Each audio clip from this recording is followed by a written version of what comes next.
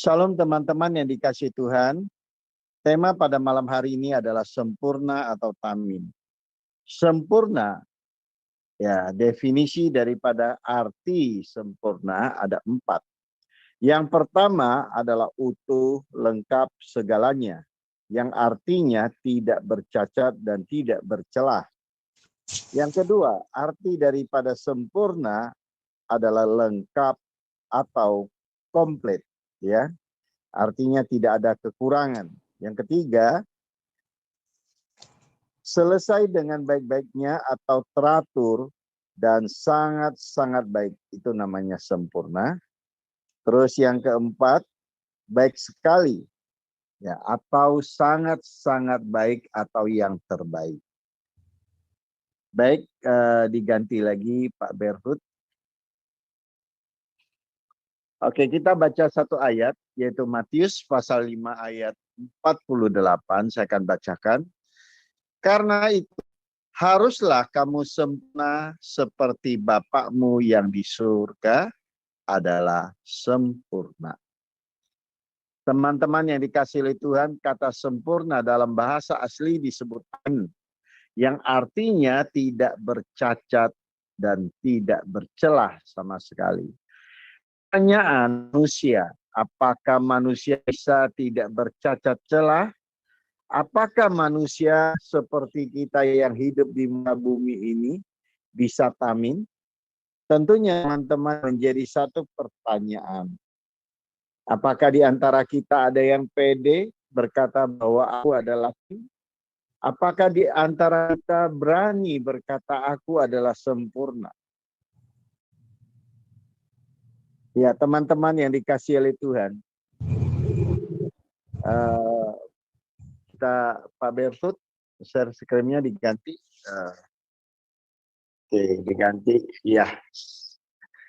Oke, lanjut. Satu lagi. Oke, kata yang sama, ya, atau yang sama makna. Selain kata tamim juga ada kata yang lain yang maknanya sama atau benar dalam bahasa aslinya disebut besadik, yang artinya tidak bercacat sama sekali. Ternyata kata ini terdapat di dalam Kejadian pasal 6 ayat yang ke-9. Dikatakan Nuh hidup benar di hadapan Tuhan. Yang artinya Nuh benar-benar itu tidak bercacat celah sama sekali. Ya teman dikasih Tuhan, padahal Nuh, di zaman Nuh belum ada penebusan. Penebusan itu baru ada setelah, yang saya maksud dengan penebusan ada itu adalah penebusan yang sempurna, ya. Zaman Nuh masih ada penebusan, tapi penebusan oleh korban. Ya, tidak seperti hari ini Anda dan saya nikmati, yaitu penebusan yang sempurna oleh Tuhan kita Yesus Kristus, ya. Jadi zaman Nuh, Kejadian 6 ayat 9, firman Tuhan berkata Nuh hidup benar di hadapan Tuhan. Artinya Nuh tidak bercacat celah, benar-benar sempurna. Padahal zaman itu Nuh belum mendapatkan penebusan yang sempurna, yaitu penebusan dari Tuhan Yesus Kristus. Itu Nuh bisa hidup benar di hadapan Tuhan. Tentunya saudara dan saya, kalau kita mau jujur, kalau Nuh bisa melakukan, padahal zaman itu belum ada penebusan yang sempurna, seharusnya kita juga bisa melakukannya. Ada next, Pak Ruhut. Kata benar, sesuai sebenarnya adanya, artinya betul, tidak salah, itu baru benar. Itulah kata arti benar. Tidak berat sebelah dalam keputusan, lalu adil, itu artinya benar. Lurus hati, orang yang amat lurus hatinya, itu adalah benar maksudnya. Dapat dipercaya, cocok dengan keadaan yang sesungguhnya, sebut benar. Tidak ada bohong sama sekali. Sekalipun kita diancam oleh sesuatu perkara atau dibunuh, tetap ia memberikan kesaksian yang tidak salah, itu adalah benar. Yang lima adalah sah, keputusannya sangat-sangat benar.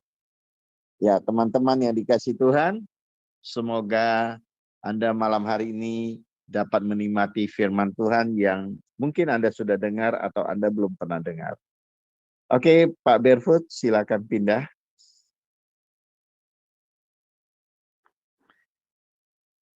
Tidak ada yang baik. Ya, ini judul kecilnya ya. Ada seorang yang berlari-lari mendapatkan Yesus dan berkata, "Guru yang baik, apa yang harus kami perbuat untuk memperoleh hidup yang kekal?" Jawab Yesus, "Mengapa kau berkata, aku baik? Tak seorang pun yang baik selain daripada Allah saja." Ayat ini ada di dalam Markus 10 ayat ke-18. Berarti dengan kesimpulan bahwa manusia tidak mungkin bisa baik, oleh sebab itu apapun perjuangan manusia adalah sia-sia belaka.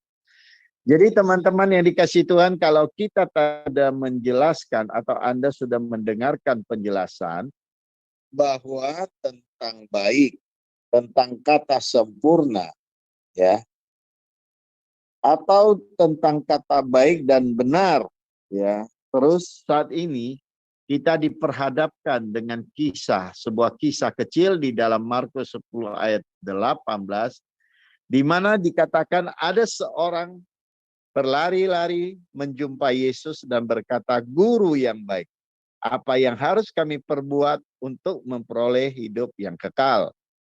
Dan saat itu Yesus berkata atau menjawab, "Mengapa engkau berkata aku baik? Tak seorang pun yang baik selain daripada Allah saja." Ya, berarti apa mungkin kita ini sempurna? Apa mungkin kita ini benar? Apa mungkin kita ini baik? Ya, teman-teman yang dikasih Tuhan. Mari kita sama-sama belajar lebih dalam lagi. Amin. Next. Keselamatan atas. Ini judul kecil. Jika demikian, tidak ada selamat sejak Adam dan Hawa. Apakah demikian? Tentu tidak demikian. Allah telah menyediakan domba yang fana untuk menyelamatkan mereka. Jadi waktu Adam dan Hawa sampai sebelum Yesus datang, apakah tidak ada orang selamat? Itu ada dong. Tidak mungkin tidak ada. Oleh sebab Allah telah menyediakan bagi mereka domba-domba yang fana, yaitu domba yang artinya penebusan domba itu, penyucian dosa domba itu ada batas waktunya maksudnya. Jadi makanya orang Israel itu mereka setiap akhir tahun atau awal tahun selalu membawa domba bagi yang kaya, bagi yang miskin, burung merpati dan burung tekur untuk menyucikan dosa mereka sepanjang tahun yang mereka lakukan. Jadi tetap ada keselamatan. Cuma keselamatannya itu ada batas, ya. Artinya tidak bisa sekali tebus untuk selama-lamanya. Tetapi ada batasnya, mungkin per tahun harus ditebus. Artinya mereka senantiasa harus selalu ada penyucian dan korban menghapus dosa.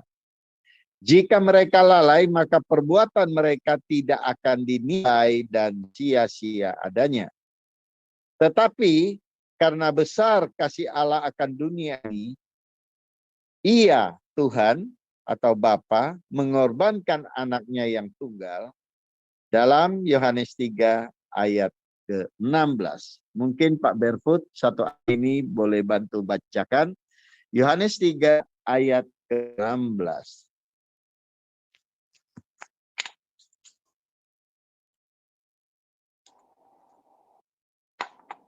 Shalom Pak Barefoot.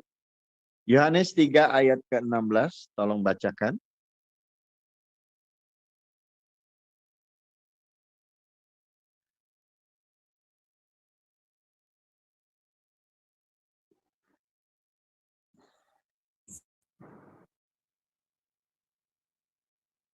Saya boleh baca, Karena Pak? begitu besar kasih Allah akan dunia ini, sehingga Ia telah mengaruniakan anaknya yang tunggal, supaya setiap orang yang percaya kepadanya tidak binasa, melainkan beroleh hidup yang kekal.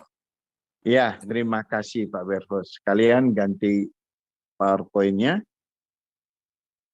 Jadi oleh karena besar kasih Allah, maka ia memberikan keselamatan yang kekal lewat anaknya yang tunggal. Keselamatan yang kekal. Jadi manusia seharusnya binasa, tetapi karena kasih Allah, manusia diselamatkan oleh penebusan Kristus. Kristus dijadikan Allah sebagai korban yang kekal. Bukan lagi yang sementara, yang kekal kita selama-lamanya. Setiap orang yang percaya bahwa Yesus Kristus telah menebus kita, maka korban tersebut menjadi sah buat yang mengakunya. Maka kita wajib bersyukur dan menghargai pengorbanan yang begitu mahal oleh firman Allah itu sendiri yang menjadi manusia dan telah menebus kita untuk sekali buat selama-lamanya. Amin. Sekalian ganti Pak Berfut. Kesempurnaan yang diberikan dengan penebusan Yesus berarti apa yang tidak mampu kita kerjakan itu akan dikerjakan oleh Tuhan Yesus. Sehingga kita memiliki kesempurnaan yang bukan kita kerjakan sendiri, tetapi kesempurnaan ini dibantu atau dikerjakan oleh Tuhan Yesus sendiri.